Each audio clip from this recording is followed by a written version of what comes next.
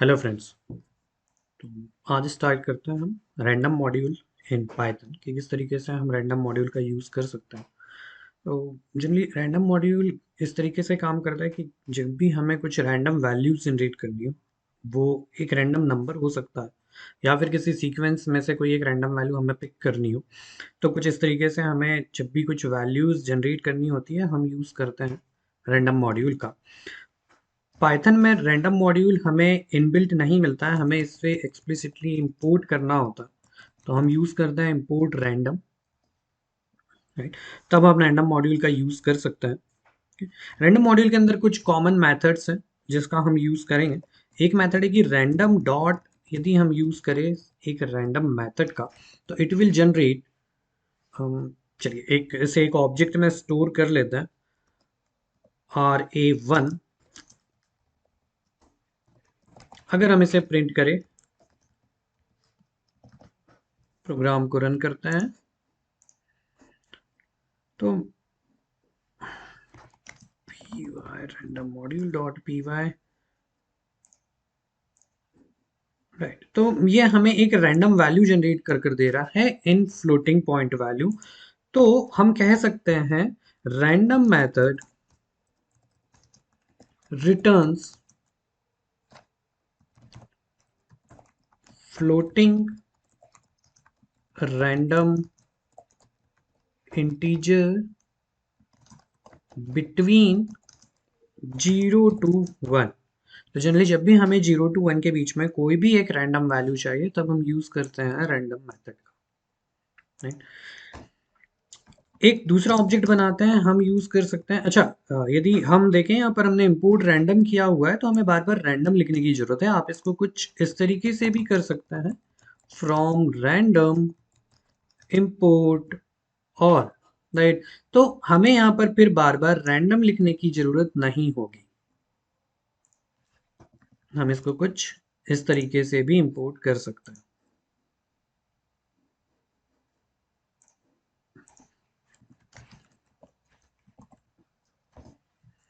तो भी हमें ये क्या दे रहा है, एक value, decimal value of line number 7।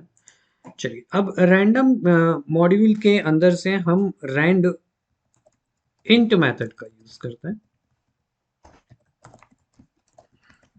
और यदि हमने यहाँ पर दिया RA2, तो यह हमें एक एरर जनरेट करता है। क्या है कि रैंडम मेथड जो है हमें इसमें पैरामीटर्स की जरूरत नहीं है।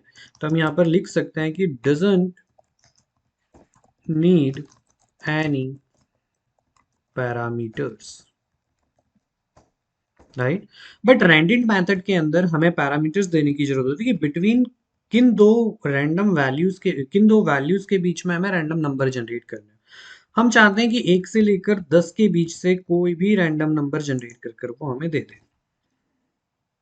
तो अभी कितना आ गया, 7 आ गया। हर बार जब हम प्रोग्राम चलाएंगे तो हर बार एक रैंडमली जनरेटेड नंबर हमें मिलते जाएगा।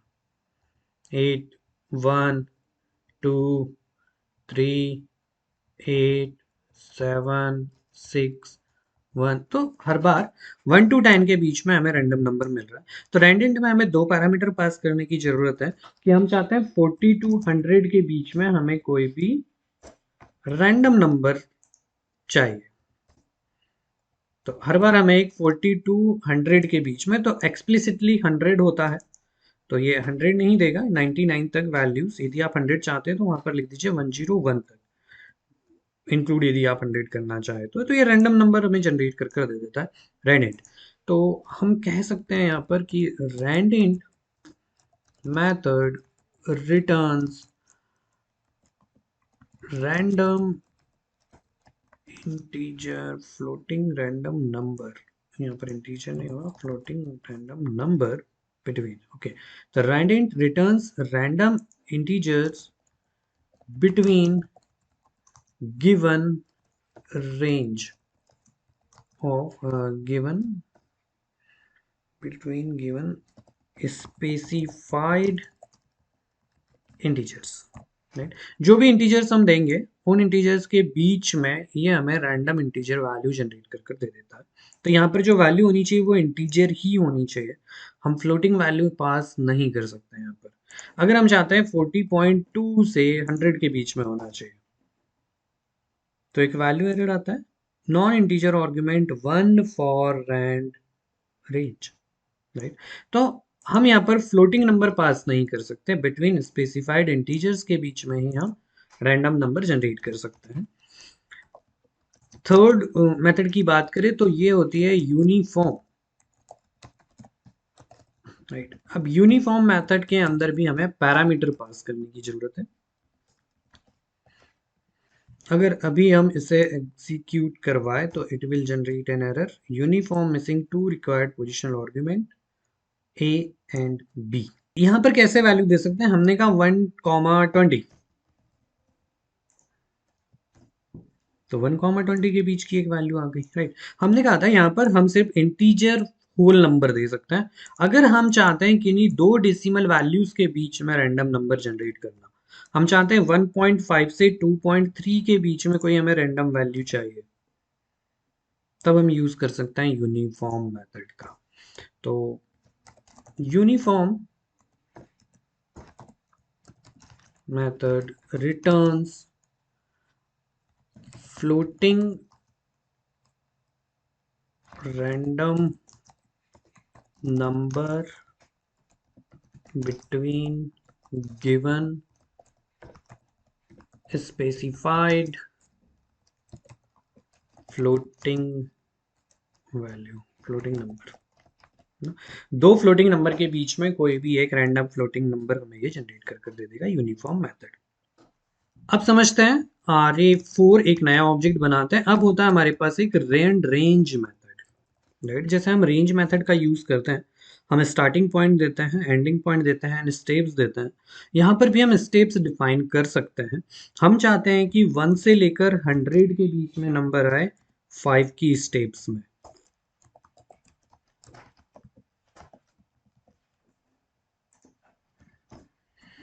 तो 26 आता है, ये हमेशा आप चलेंगे 1, 1, 5, 11, 15, 16, 21, 26, 31, 36, 41, 46, 51, 56, कुछ इस तरीके से। तो ये 6 आया, देन 51 आया, देन 91 आया, क्योंकि हमने रेंज के स्टेप क्या दे रखी है 5। यदि हम स्टेप नहीं देते हैं तो डिफॉल्ट स्टेप होती है 1। तो 1 to 100 के बीच में डिफॉल्ट 1 स्टेप के साथ ये हमें रैंडमली जनरेटेड वैल्यू प्रोवाइड कर देता है। So rand range function method return random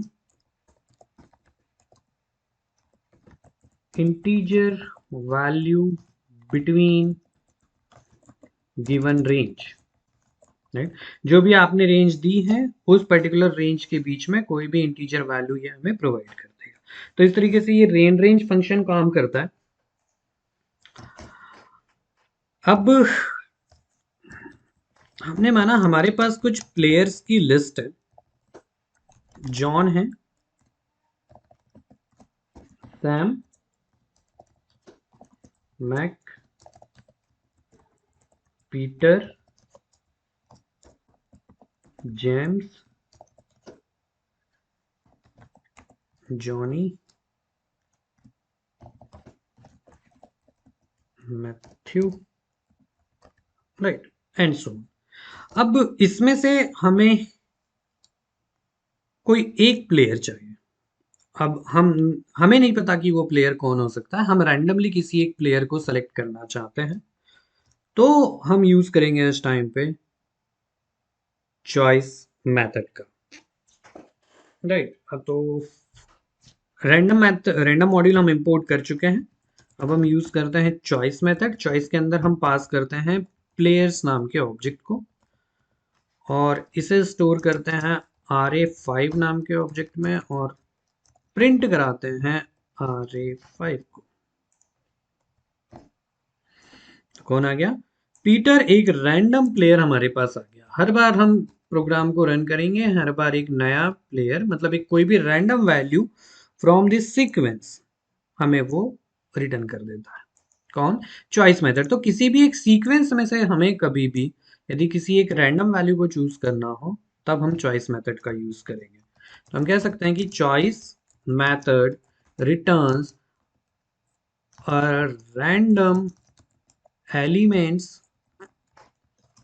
from a sequence from a non-empty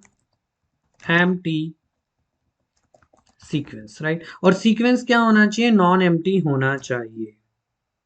empty sequence में ये एक एरर थ्रो कर देगा, राइट। यदि हम यहाँ पर कोई भी सीक्वेंस ना दे, मतलब ये एम्प्टी सीक्वेंस होगा, प्लेयर्स में कोई भी वैल्यू नहीं है। अगर हम इसको रन करें तो it will generate N index error, can not choose from an empty sequence. तो क्या होना चाहिए? सीक्वेंस नॉन एम्प्टी सीक्वेंस होना चाहिए, right? तो ये हमें एक रैंडम प्लेयर सेलेक्ट कर दे देगा, राइट। अगर हम इमेजिन करते हैं हमारे पास यही प्लेयर की लिस्ट है, अब मुझे सिर्फ एक प्लेयर नहीं चाहिए, हम एक टीम बनाना चाहते हैं, टीम वन।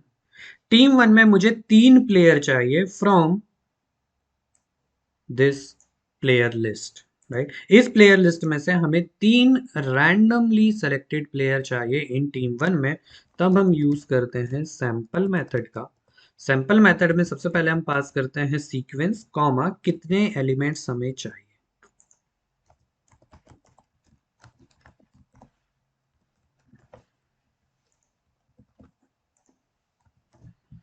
तो हमें 3 player randomly selected from player list हमारी टीम वन में आ जाते हैं। तो इससे पार्शियलिटी भी नहीं होती है।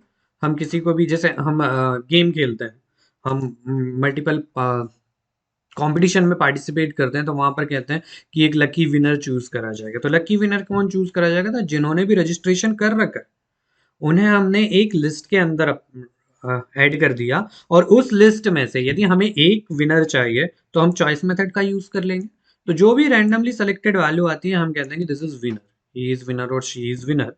अगर हमें चाहिए 3 विनर चाहिए होते हैं, जैसे कहते हैं ना कि 3 विनर है फर्स्ट पोजीशन पर, तो हम यहाँ पर सैंपल मेथड का यूज कर सकते हैं। सैंपल मेथड के थ्रू हम चूज कर सकते हैं कि रैंडमली 3 प्लेयर या randomly 3 winner from participation list, और उस लिस्ट में से हमें 3 रैंडमली सेलेक्टेड वैल्यूज मिल जाएगी, राइट। अब हम मान के चलते हैं हमारे पास कुछ क्वेश्चंस है, यहां पर क्वेश्चन के कुछ नंबर लिखे हुए हैं, टोटल 10 क्वेश्चन है। तो यहाँ पर उनके इंडेक्स नंबर लिखे हुए हैं, और क्वेश्चन एक डिक्शनरी में या डेटाबेस में कहीं पर स्टोर है। उनकी इंडेक्स वैल्यू कुछ इस तरीके से स्टोर्ड कि पर्टिकुलर इंडेक्स के बिहाफ में हम यूजर को उसके क्वेश्चन शो कर देते हैं।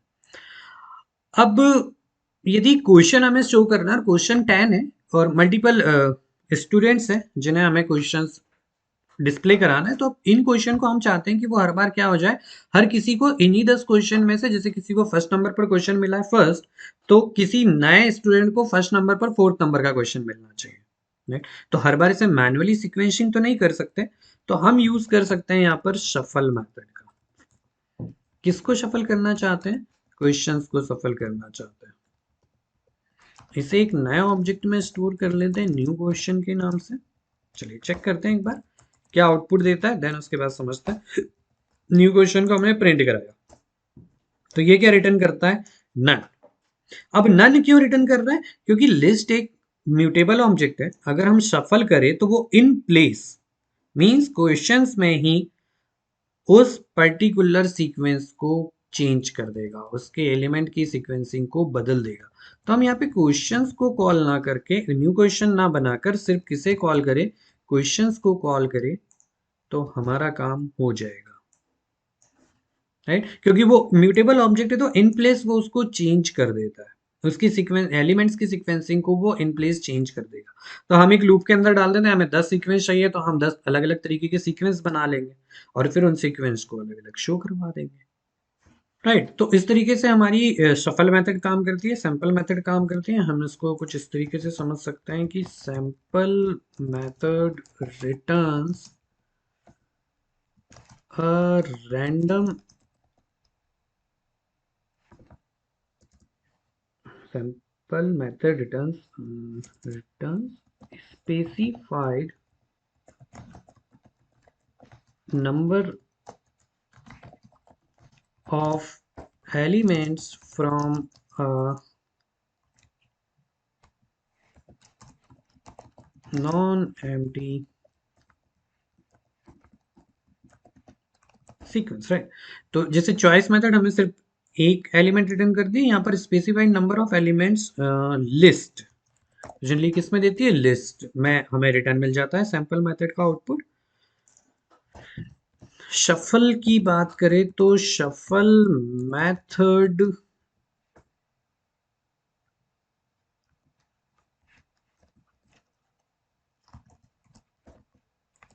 change the indexing of elements in a list, right. किसी भी एक लिस्ट के एलिमेंट्स की इंडेक्सिंग को चेंज करने के लिए हम शफल मेथड का यूज कर सकते हैं। ओके, तो इस तरीके से रैंडम मेथड के अंदर जो कुछ कॉमन हमारे पास मेथड्स हैं जो अधिकतर यूज होती है, random, rand uniform, rand range, choice, sample and shuffle, right. अगर आप देखना चाहें कि रैंडम मेथड के अंदर कितनी और मेथड्स होती है तो हम सिंपली प्रिंट dir रैंडम का यूज कर सकते हैं।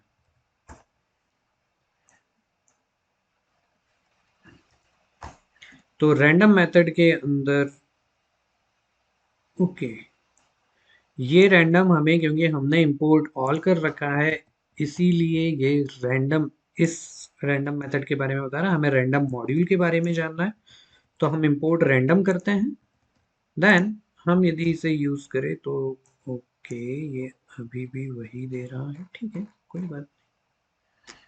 हम इसको यहाँ पर समझा देते हैं क्योंकि वो पूरे प्रोग्राम में भी थोड़ा सा चेंज करना पड़ेगा। चलिए यहाँ पर आसानी से समझ लेते हैं। प्रिंट करते हैं इंपोर्ट रैंडम। अगर हम dir